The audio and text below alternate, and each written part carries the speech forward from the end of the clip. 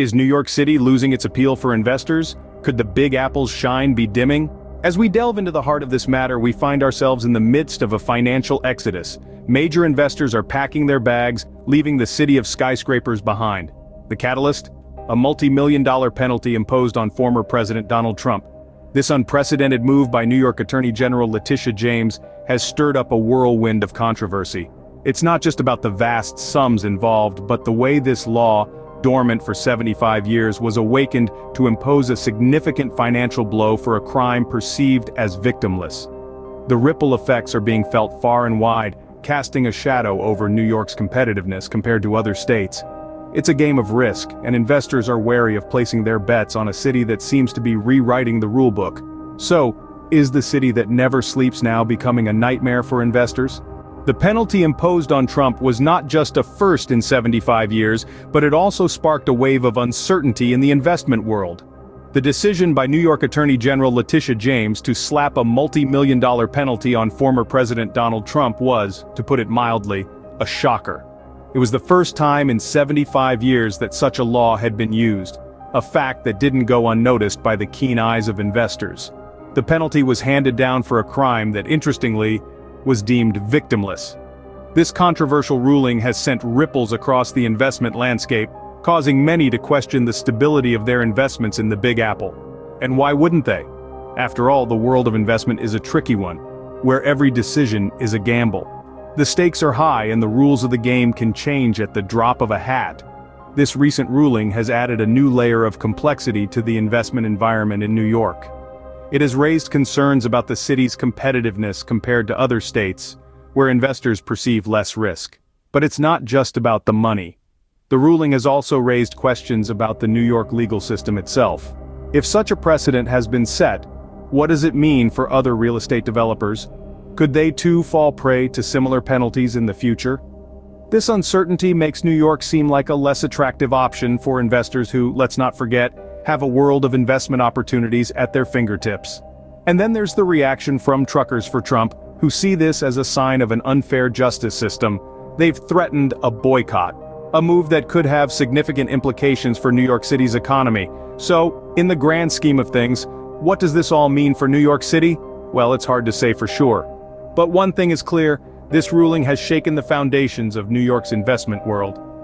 In a world where investors have countless options, could this ruling be the straw that breaks the camel's back for New York City?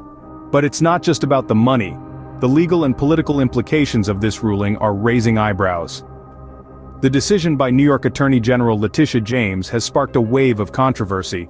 For the first time in 75 years, a law was invoked that led to the imposition of a significant financial penalty for a crime deemed victimless.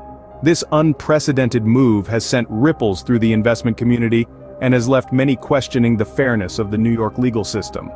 Critics argue that this ruling may have set a dangerous precedent, potentially making other real estate developers vulnerable to similar penalties in the future.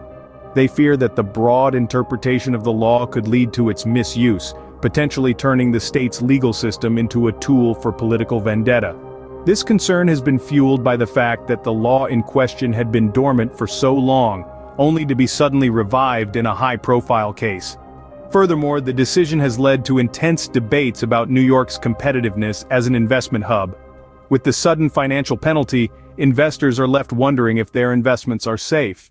They are questioning if New York, once the crown jewel of real estate investment, is still a safe bet, or if other states offer a more stable and predictable legal environment. This controversy has also given rise to a political movement. Truckers for Trump, a group that has long been vocal in their support for the former president, see this ruling as a sign of an unfair justice system. They have threatened a boycott, a move that could further impact the New York City's economy. So, where does this leave New York? Caught in the crossfire of legal and political battles, the city is at a critical juncture. The outcome of these debates will determine not just the future of real estate investment in New York, but also the city's standing as a global financial hub. With such a precedent, are other developers in the crosshairs? Only time will tell. The backlash has already begun. Truckers for Trump are leading the charge with a threatened boycott.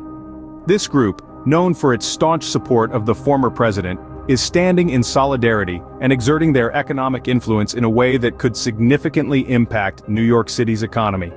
Truckers for Trump, made up largely of independent truckers, have a strong presence across the country.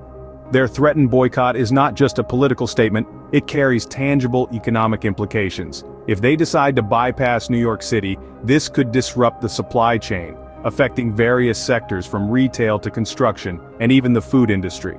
The response from Truckers for Trump is not just about one penalty or one man. It's about what they perceive as an unjust legal system, and they are not alone in their concerns.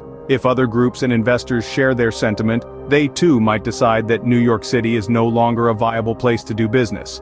So what could this mean for New York City? Well, in the worst-case scenario, a significant number of investors pulling out could lead to an economic downturn. Jobs could be lost, businesses could close, and the city that never sleeps could start to slow down. And while these are potential consequences, they are not inevitable. The city has weathered storms before, and it can do so again. But it will require leadership, vision, and a commitment to maintaining an investment environment that is both fair and attractive. But remember, it's not just about New York City. This situation is being watched closely by investors, businesses, and governments around the world. What happens here could set a precedent, influencing decisions and policies far beyond the city's borders. New York City stands at a crossroads. Will it remain the investor's paradise? Or will it become a ghost town? The world watches with bated breath.